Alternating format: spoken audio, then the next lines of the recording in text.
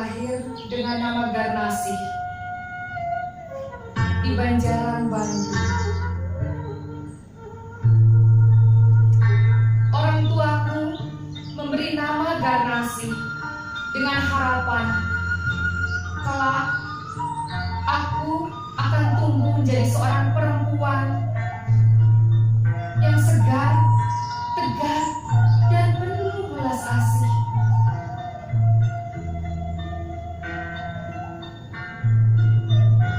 Nama adalah doa. Ya, demikianlah adanya. Doa yang disematkan oleh kedua orang tuaku di namaku rupanya dijawab oleh Tuhan.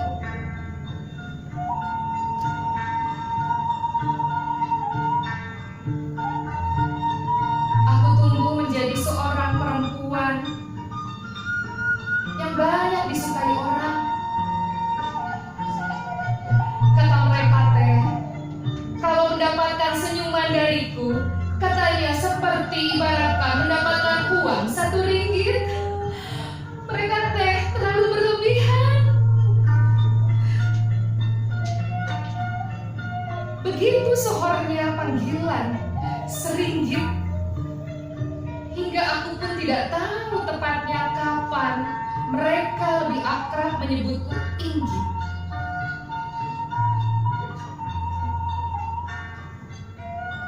Ya, aku Inggit Garnasih.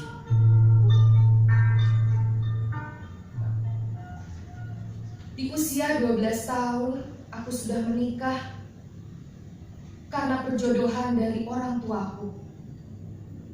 Aku menikah dengan Kang Nata Atmaja, seseorang kawan kampungku yang bekerja pada Belanda. Pernikahan tanpa cinta bisa dibayangkan. Sungguh sangat kering, kerontang.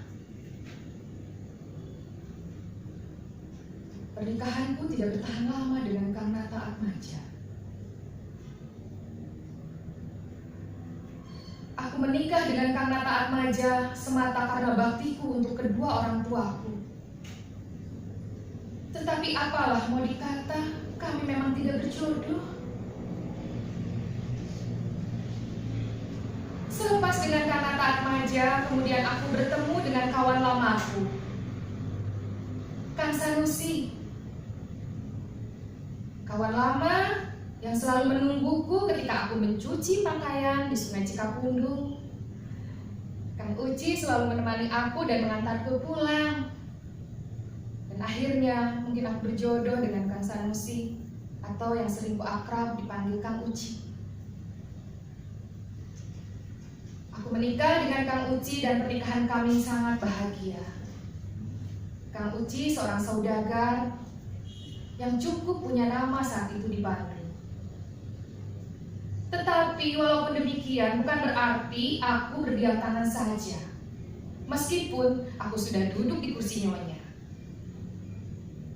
Orang tuaku sejak aku kecil mengajarkan aku untuk menjadi perempuan yang harus bisa apa saja dan juga harus menjadi perempuan yang punya daya upaya. Kita bisa membuat jamu, kita bisa menjahit pakaian, kita juga membuat rokok dari tembakau yang dikirimkan oleh orang-orang di kampung. Dan hampir setiap hari, semua hasil karya tanganku kubawa ke pasar untuk kutitipkan pada pedagang-pedagang di pasar itu. Dari situlah aku mengenal banyak sekali orang-orang di pasar. Dan dari merekalah aku mendengar, aku melihat bagaimana penjajahan tidak ada baik-baiknya untuk bangsa.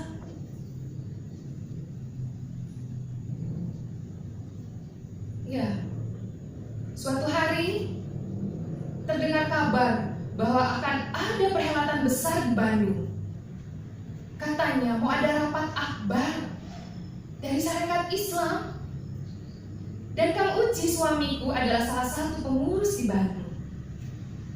Tentu saja kita bahagia, kita pengen tahu seperti apa perjuangan orang-orang untuk mempertahankan sudah menjadi hak kita selama ini. Walaupun pada saat itu aku hanya punya peran yang mungkin tidak terlihat. Kita jadi kepala dapur, kita bagian masak, menyiapkan kopi dan segala macam makanan untuk perhelatan akbar itu. Bandung menjadi meriah, walaupun penjagaan ketat dari Belanda di sana sini.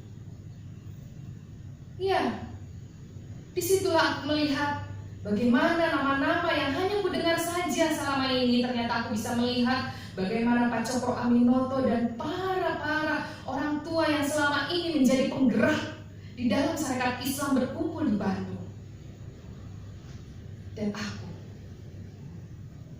naluriku, nuraniku yang selama ini ingin melakukan sesuatu untuk bangsaku, untuk orang-orang yang selalu ada di dekatku, dan juga mungkin orang-orang yang menjadi kesayanganku walaupun tidak terlihat. Sayangnya aku tidak tahu harus melakukan apa, tapi aku sudah cukup bahagia dengan hanya menyediakan mereka makanan pada saat itu. Setelah perhelatan akbar itu, suamiku Kang Uci mendapatkan surat dari Pak Cokro Aminoto yang mengabarkan bahwa Pak Cokro Aminoto ingin menitipkan anak menantunya yang digadang-gadang katanya akan menjadi pemimpin dari pergerakan besar di tanah air ini. Awalnya aku keberatan karena aku pikir apakah pantas rumah kami yang sederhana ini menampung seorang bangsawan, seorang student yang akan melanjutkan sekolahnya di THS Bandung sini. Iya, dia datang ke Bandung selain untuk melanjutkan sekolahnya di THS, dia juga katanya akan melakukan sebuah pergerakan. Akhirnya aku mengizinkan Kang Uci menerima student itu di rumah kami. Karena Kang Uci memberikan syarat, jika student itu betah di rumah kami, maka ia boleh tinggal sesukanya.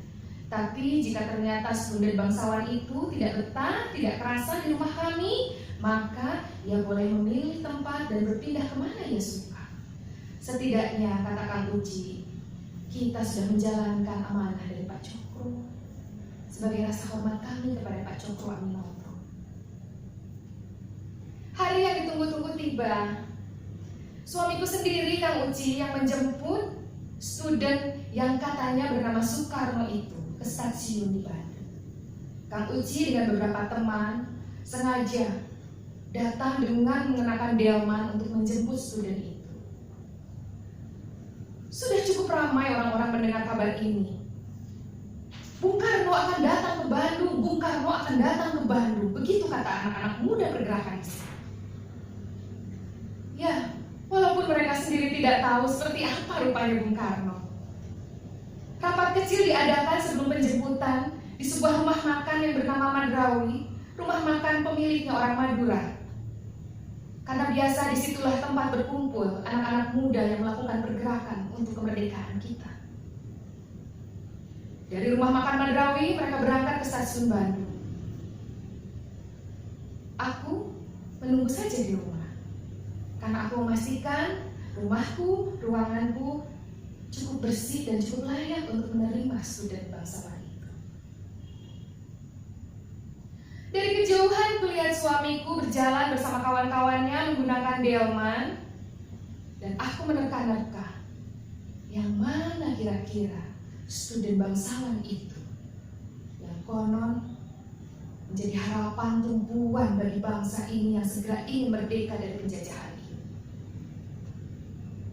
Sebelumnya sudah kubayangkan, nampaknya ia adalah lelaki yang cukup bergaya, didengar dari cerita-cerita selebihnya yang kudengar.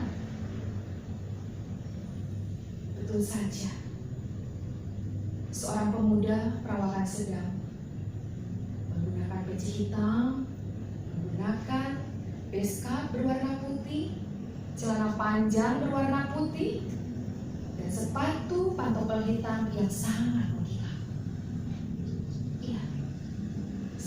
lelaki yang sangat perlen, seperti yang ada di dalam kepala. Kupersilakan mereka masuk. Sebagai tuan rumah, tentu saja aku harus bersikap sesopan mungkin dan sebaik-baik mungkin. Menjaga nama baik suamiku. Mangga, Albert. Ketika student yang bernama Soekarno itu masuk, kukatakan, selamat datang di Bandung. Dan aku masih sangat ingat kalimat yang ia ucapkan kepada aku. Sungguh cantik ibu pemilik rumah. Sungguh bisa dia mengambil hati perempuan. Persilahkan mereka masuk, kusuguhi mereka makanan-makanan ala kadarnya, khas dari orang kampung.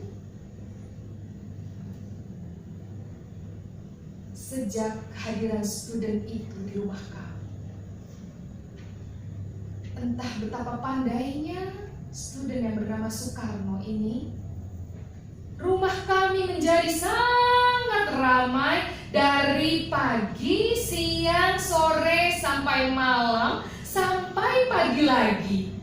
Siang lagi, sore lagi, malam lagi, rumahku tidak pernah sepi dari tamu-tamu yang kebanyakan adalah orang-orang muda.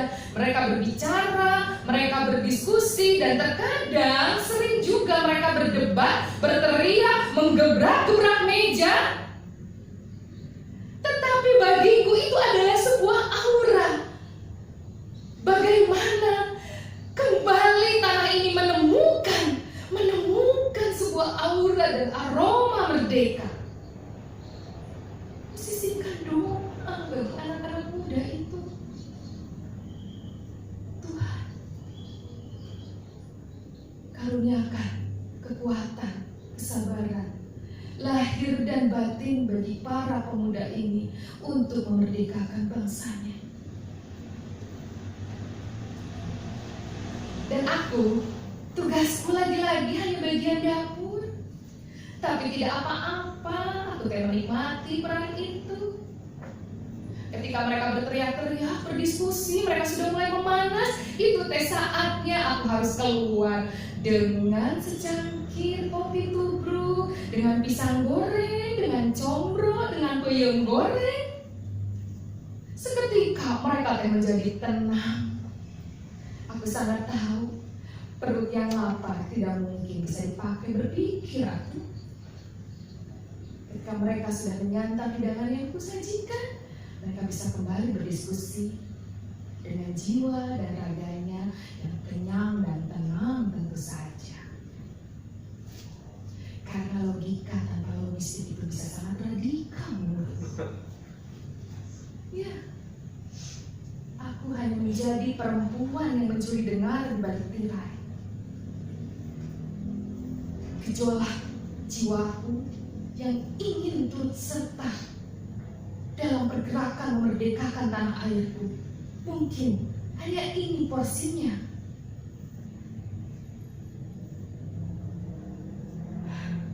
Jiwaku terbawa ke dalam aroma tanah merdeka.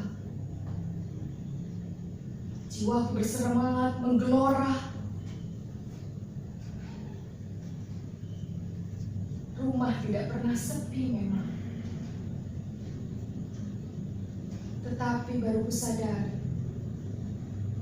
sejak hadirnya Soekarno yang akrab kupanggil Engkus, karena dia bercerita nama kecilnya adalah Kusno dan ia sedang berada di Sunda, maka aku lebih suka memanggilnya Engkus.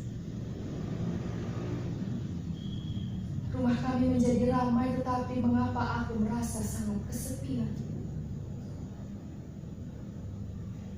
Kang Uci suamiku entah merasa terganggu karena ramainya orang di rumah, atau entah karena alasan apa, jadi sering sekali keluar rumah.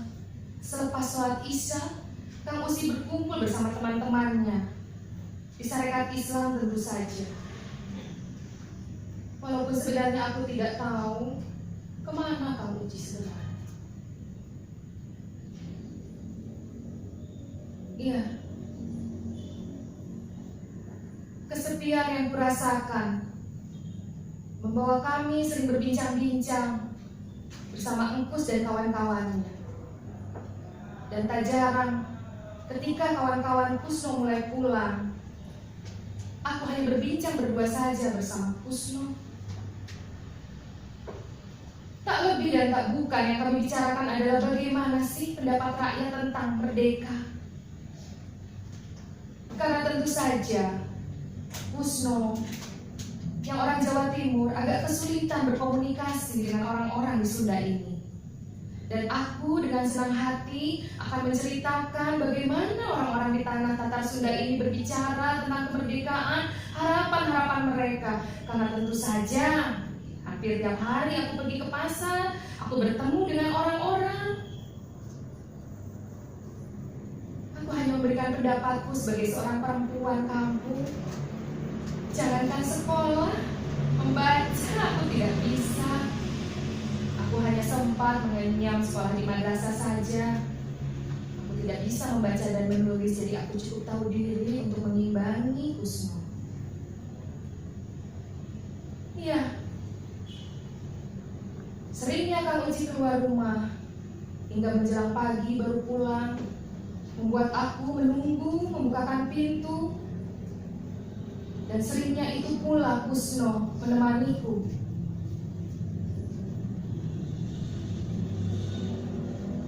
Kami dipertemukan oleh percakapan. Satu percakapan ke percakapan yang lain membuat kami mengerti satu sama lainnya. Aku ini perempuan biasa yang bisa tergilas terkikis habis oleh kesepian. Aku ini perempuan biasa yang hanya terdiri dari darah dan daging.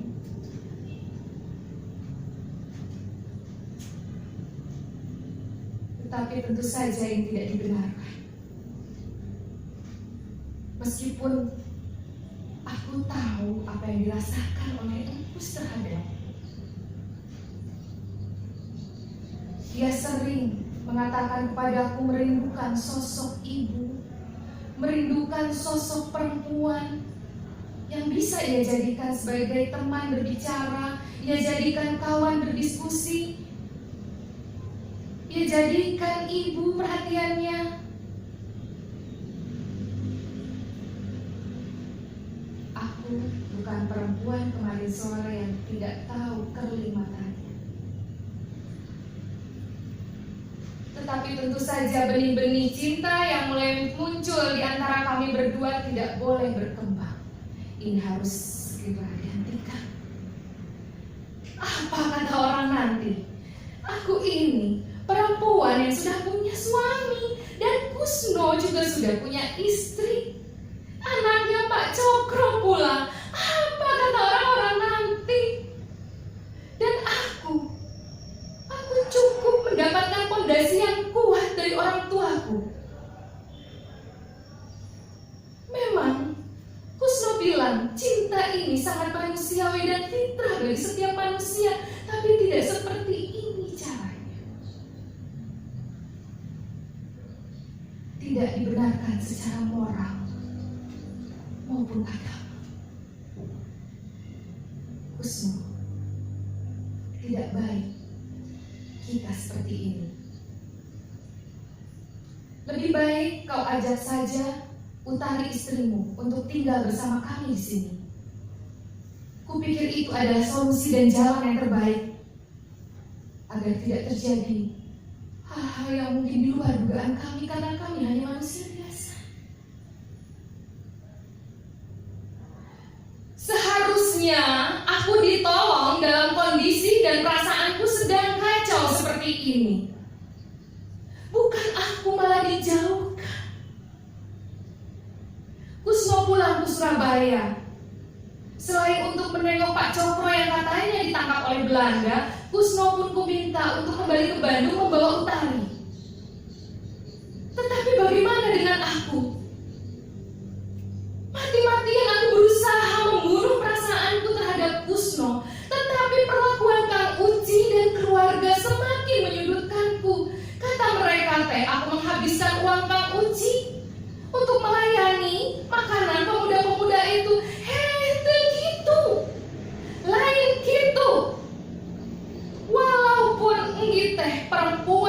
mensuamikan saudagar yang cukup kaya, tetapi Inggit bukan perempuan yang suka berfoya-foya dan menghabiskan uang suami. Inggit teh dagang, Inggit teh ke pasar, Inggit teh punya uang sendiri. Jadi uang-uang yang kupakai untuk membantu anak-anak muda itu, uang-uang yang kupakai untuk membantu saudara-saudaraku yang kesusahan, itu uang aku. Amarahku memuncak sekali dengan tuduhan-tuduhan mereka. Gusti, kia-kia teh hirup teh. Kusno kembali bersama Utari. Aku cukup senang dan berdoa kepada Tuhan, mudah-mudahan ini jalan terbaik bagi aku dan Kusno untuk tetap berhubungan baik hanya sebagai rekan saja. Ternyata tidak. Kusno ingin aku melihat bagaimana ia memperlakukan Utari dan bagaimana Utari memperlakukan ia sebagai suami. Aku pernah bilang, Kusno, Utari itu belum cukup dewasa. Mungkin Inggit bisa mengajarkan ia kalau Kusno tidak keberatan dan Kusno mengizinkan. Akhirnya Kusno memintaku untuk mengajari Utari, bercerita kepada Utari tentang apa yang menjadi mimpi-mimpinya Kusno, apa yang menjadi cita-citanya Kusno. Semakin sering Kusno bercerita kepadaku tentang cita-citanya, semakin keras aku menyatakan kepada Utari tentang apa yang menjadi impian Kusno. Ternyata akulah yang semakin bisa menerima Kusno. Keadaan tidak menjadi lebih baik. Iya, betapa sekuat-kuatnya aku lari dari perasaan cinta ini, ternyata cinta ini menjebak. Sekuat aku membentengi diriku, kerapuhanku ternyata membuka kedua tanganku untuk Kusno.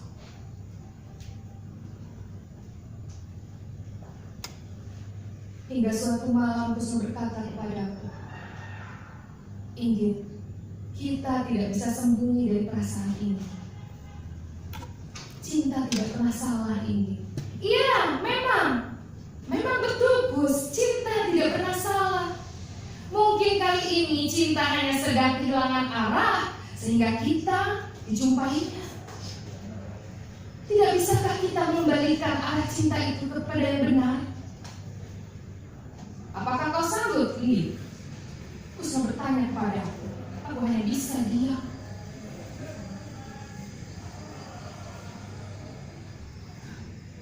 Sekuat aku mengelak dari tatapannya, sekuat itu pula matanya mencengkeram jiwa ragaku. Inggit, kau jangan berbohong kepada dirimu sendiri. Aku tahu kau juga mencintai aku. Tetapi prinsipmu begitu kuat sehingga kau menampilkan itu semua. Kita sedang dalam arah yang tidak benar, Kusno. Kau urus saja urusanmu sendiri, biar aku urus urusanku sendiri. Kalau kau sudah tidak bisa berdekatan dengan aku dan tetap seperti ini, silahkan kau meninggalkan rumah. Kusno kemudian memborbardir aku dengan bahasa-bahasa diplomasinya. Dan sayangnya aku terbeli oleh bahasa-bahasa diplomasi dia yang puitis romantis. Kau jangan membohongi dirimu, Inggit. Kau berhak untuk hidup bahagia, Inggit. Hidup hanya sekali, Inggit. Masa akan kau sia-siakan kebahagiaanmu berlalu begitu saja? Lagi-lagi Kusno kembali ke Surabaya, dan kali ini ia menceraikan Utari. Aku sedih mendengarnya, tetapi aku sudah berjanji urus saja hidupku sendiri. Dalam hati aku berharap Kusno tidak kembali lagi ke Bali. Ya, egoku sebagai perempuan mengatakan demikian, tapi tidak dengan hati. Aku berharap bisa bertemu lagi dengannya. Dan kali ini aku betul-betul memasrahkan diriku kepada Tuhan. Mangga Gusti nyanggakeun samudaya. Samudaya dina kahirupan abdi. Kersani Gusti, istuning Gusti, ku apa? Dan Kusnu kembali. Kali ini ia mengatakan, Inggit, aku akan memintamu kepada Kang Uci. Jika Kang Uci tidak bisa membahagiakanmu, maka aku yang akan membahagiakanmu. Jangan gila kamu, Kusno. Jangan keras kepala. Kau pikir aku ini piala yang bisa berpindah tangan begitu saja? Kupikir Kusno hanya menggertakku, tetapi ternyata ia benar-benar melakukan. Kang Uci membaca koran dan Kusno menghampirinya. Aku sudah tidak punya daya untuk mendengar apa yang mereka katakan karena aku sudah hilang keberanianku. Ternyata anak muda gila ini betul-betul memintaku kepada suamiku. Apa yang ada di kepala Kusno saat ini? Iya. Tidak lama aku dengar Kang Uci memanggilku. Inggit, kadia gelis. Jangankan untuk menggerakkan kakiku, bernapas saja rasanya aku sudah tidak bisa. Dengan segala kemampuan segenap rasa, aku menghampiri kedua lelaki yang aku cintai. Mohon akal. Inggit, Kusno sudah menceritakan niatnya kepada Akang. Aku sudah tidak bisa bicara apa-apa lagi. Jangankan untuk menjawab suamiku, menatap mata suamiku saja aku sudah tidak mampu. Sekarang Akang teh mau tanya sama Enggit, apakah Enggit juga mencintai Kusno?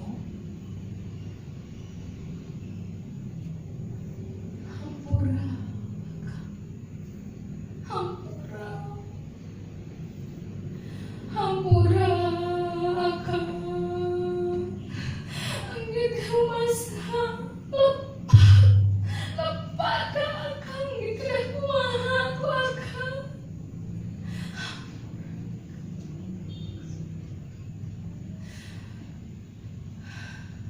Di tengah pengakuan salahku kepada suamiku Kang Uci, ada kelegaan seperti batu besar yang terangkat dari dada. Enggit tidak usah menjawab. Tangisan Enggit Akang sudah paham. Tapi Akang punya syarat. Akang ikhlas melepaskan Enggit untuk menikah bersama Sukarno, tetapi Akang memiliki syarat yang harus Enggit dan Sukarno laksanakan. Kang Uci, suamiku, rela melepaskan aku karena cintanya yang besar padaku. Apa syaratnya, Pak Uci? Kata Sukarno. Bung, kau ini sudah dipersiapkan oleh para pendiri bangsa ini untuk memimpin gerakan kemerdekaan bagi tanah air ini. Dan aku tahu kau memerlukan pendamping yang juga bukan perempuan biasa. Dan aku tahu Inggitlah orangnya. Subhanallah, Ia rela melepaskan aku istrinya, demi sebuah perjuangan, demi aku mendampingi Soekarno. Dan kau Enggit, kau juga harus berjanji kepada Akang, apapun kesulitan dan kesusahan Soekarno, Enggit harus ada di sampingnya. Akang percaya Enggit perempuan kuat. Akang percaya dengan kemampuan Enggit bisa menerpa dan juga bisa menghalau serta melindungi Soekarno. Akang titip Soekarno. Sudah habis kata-kataku dan Soekarno di hadapan Kang Uci.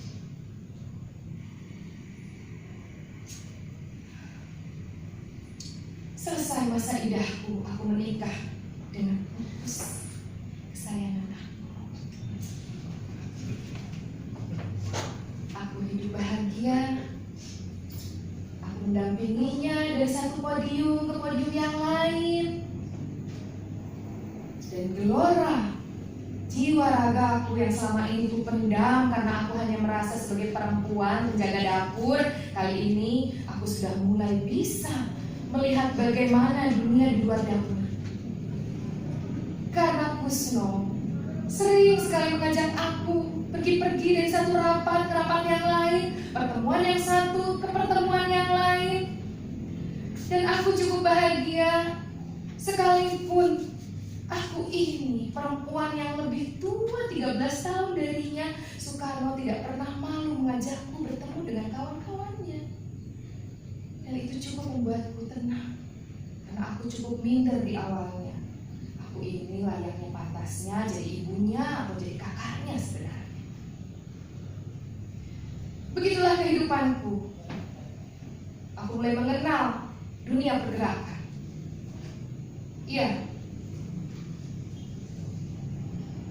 ketika Soekarno di satu podium, aku tidak pernah lepas darinya. Sekitar 10 langkah aku di belakangnya untuk selalu mendoakannya, membaluinya dengan segenap kemampuanku, meminta kepada Yang Maha Kuasa untuk selalu melindunginya.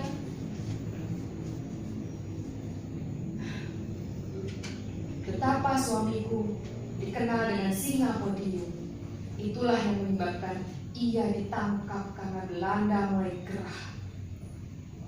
Suatu hari kami pergi ke Jogja ke rumah Mr. Suyudi untuk melaksanakan rapat PNI di Jogja. Dini hari suamiku ditangkap oleh Belanda dan dijebloskan ke penjara orang gila di Jogja. Aku pulang ke Bandung sendirian menggunakan kereta. Kemudian kukumpulkan kawan-kawan pergerakan, kukatakan Bung Karno ditangkap di Jogja. Keluarkan semua perhiasanku, cincin, kalung, gelang, semua jual ini. Lakukan sebisa kalian, apapun yang harus dilakukan. 3 hari kemudian di Jogja, Soekarno dipindahkan ke penjara Banjir.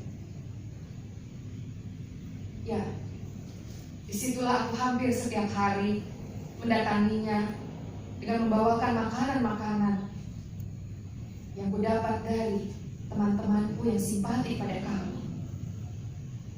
Aku yang biasanya mencari uang, berjualan untuk membiayai Soekarno dan pergerakannya, kali ini sangat sibuk mengurus suamiku di penjara Banjir untuk tiap hari aku memberinya semangat. Karena bagiku aku tidak boleh nampak kalah, nampak lemah di hadapan suamiku. Kali ini suamiku sedang terpukul jiwanya karena ia dijauhkan dari pergerakan. Maka akulah pundak tempatnya bersandar. Dan aku berjanji kepada diriku sendiri, tidak ada satu tetes air mata pun yang akan aku perlihatkan di hadapan suamiku. Waktu bergulir, kemudian suamiku dengan keempat kawannya diadili di Gedung Langrat. Suamiku menuliskan sebuah pembelaan, sebuah tulisan yang diberi judul Indonesia Menggugat, yang berkas-berkasnya secara rahasia aku berikan ketika suamiku di dalam sel. Karena tentu saja tidak diizinkan. Jangankan untuk berkas-berkas yang sangat penting dari Mr. Sartono untuk membuat pledoi itu, aku memberikan buku-buku berbau politik saja atau koran tidak boleh. Jangan panggil Inggit Ganarsi kalau nggak punya akal.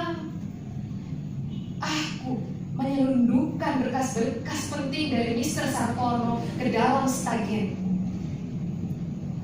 sehingga Belanda-Belanda itu tidak menyadarinya sama sekali. Ketika berhadapan dengan suamiku dipisahkan oleh jeruji sel, maka aku berikan secara diam-diam. Maka jadilah pledoi Indonesia menggugat. Dibacakannya pada pagi itu di Gedung Landrat. Orang-orang sudah mulai penuh, dan mulai tukang delman, petani, dan entah dari mana datangnya orang-orang ini seperti ada yang mengkomandoi mereka. Mereka berteriak-teriak, "Hidup Bung Karno! Hidup Bung Karno! Hidup Bung Karno! Tuhan bersama para pejuang!" Ya, luar biasanya semangat orang-orang ini. Terlebih lagi para pemuda ini mengadakan pertemuan-pertemuan yang mereka menyebutnya Sumpah Pemuda, karena Sumpah Pemuda yang pertama dianggapnya tidak memberi dampak apapun pada saat itu. Di rumahkulah yang pada akhirnya membuat Belanda-Belanda ini gerah dan menangkap suamiku. Di rumahku kedatangan pemuda-pemuda yang bernama Wage Supratman, yang ia dengan sangat santai, sedikit sekali ia berbicara pada kami, padaku. Kalau tidak aku tanyakan, dia juga tidak akan mengadakan pembicaraan, dan dia juga menjawab seperlunya. Kemudian aku tanya, "Sedang apa Mas Wage?" "Aku sedang berusaha menulis lagu kebangsaan untuk kelak dinyanyikan di Sumpah Pemuda nanti, jika tidak diganggu oleh Belanda." Begitu kakak. Kemudian kulihat di sudut yang lain seorang pemuda bernama Sugondo dan seorang perempuan yang sangat cerdas pada hari itu, ya, Sulastri. Mereka berbicara tentang rencana-rencana melakukan perhelatan yang bernama Sumpah Pemuda di Jakarta. Dan ternyata apa yang dilakukan pemuda-pemuda ini di rumahku membuat Belanda-Belanda ini gerah. Meskipun aku cukup bahagia, perhelatan besar yang bernama Sumpah Pemuda itu berhasil dilaksanakan. Meskipun dalam pengawalan yang sangat ketat dari para menir-menir Belanda. Betapa merindingnya aku ketika lantunan lagu Indonesia Raya digadang-gadang menjadi lagu persatuan. Betapa luar biasa. Meskipun kami tidak bisa hadir dalam perhelatan itu, ya, karena cukup membahagiakan buat perhelatan itu jika ada Soekarno di sana. Suamiku dijatuhi hukuman 4 tahun penjara dan dipindahkan dari bui yang bernama Banjai ke bui yang bernama Sukamiskin. Aku cukup lega, setidaknya Sukamiskin adalah penjara politik, tidak terlalu sempit, tidak terlalu bau seperti di Banjai. Tetapi Sukamiskin juga menjadi masalah baru bagiku, karena dari rumahku di Ciater menuju Sukamiskin hampir 10 kilo lebih jaraknya. Dan saat ini keadaan keuangan keluarga kami sangat tidak baik. Selain aku tidak bisa berdagang lagi karena aku mengurus apa yang menjadi urusan Soekarno di pergerakan, keadaan rakyat pun semakin tertindas oleh para Belanda-Belanda ini. Tetapi tidak menyurutkan semangatku untuk menemui suamiku walaupun tidak bisa setiap hari. 10 kilo pola-poli berjalan kaki dari Ciater menuju Sukamiskin. Tidak pernah kuadukan betapa lecet kakiku kepada Soekarno suamiku. Tidak akan kuadukan betapa lelah jiwa dan raga ini. Tidak. Bukankah ini sudah disepakati dengan semesta? Bukankah sejak ku tanda tangani takdir menjadi pendampingnya, hal seperti inilah yang harusnya sudah siap aku jalani. Tidak apa, semua akan baik-baik saja.